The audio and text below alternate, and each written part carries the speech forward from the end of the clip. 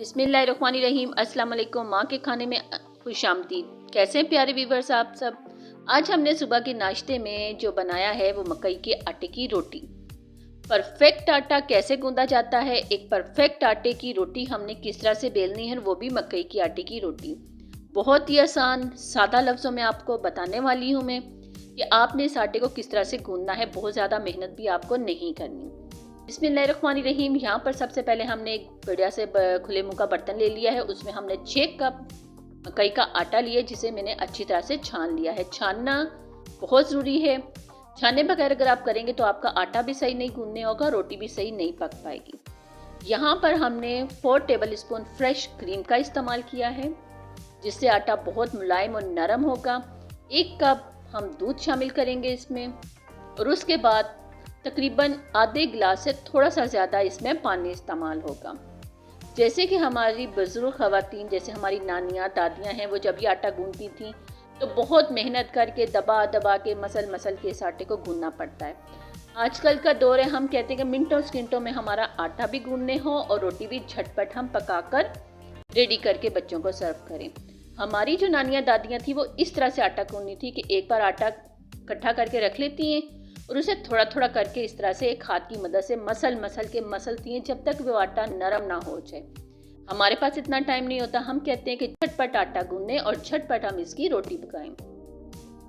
इसका आसान हल ये कि जिस तरह से हम आटा गूंदें उसी तरह से आप इस आटे को गूंदिए, लेकिन इस आटे को बहुत ज़्यादा बारीक करके नहीं गूंदना।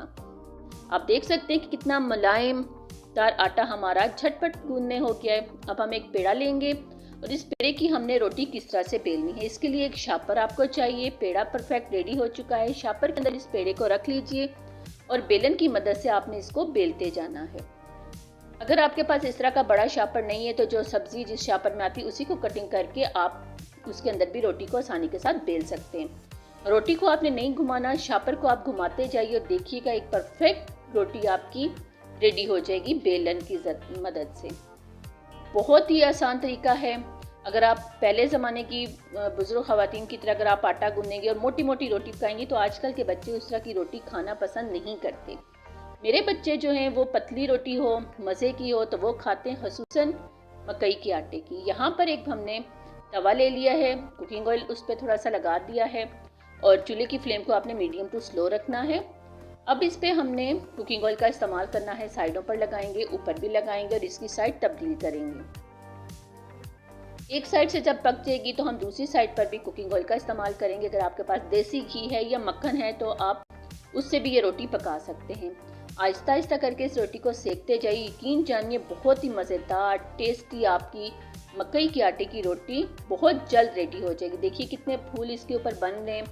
बहुत ही नरम मुलायम और झटपट अंदाज से मकई की रोटी पकाने का बहुत ही आसान तरीका आज मैंने आपसे शेयर किया है और आटा उससे ज़्यादा गूंदने में आसानी है जिस तरह से मैंने आपको बताया है। तो फिर मेरे चैनल पर जो नए आने वाले हैं सब्सक्राइब ज़रूर करें, लाइक करें, कमेंट्स में ज़रूर बताएं। रेसिपी अच्छी लगे तो शेयर ज़रूर करें।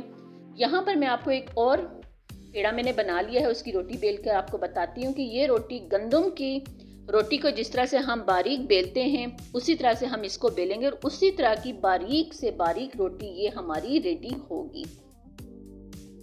ये देखिए मैं आपको उठाकर बताती हूँ कितनी आसानी के साथ हमने इसे उठा ली और देखिए जितनी गंदम के आटे की रोटी होती उतनी ही परफेक्ट ये रोटी बनती है।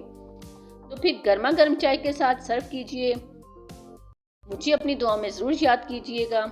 इस रेसिपी को ज़रूर ट्राई कीजिएगा कि परफेक्ट मकई का आटा किस तरह से गूंदना है आपने और एक परफेक्ट रोटी किस तरह से बनाई जाती है। मुझे अपनी दुआ में याद रखिएगा।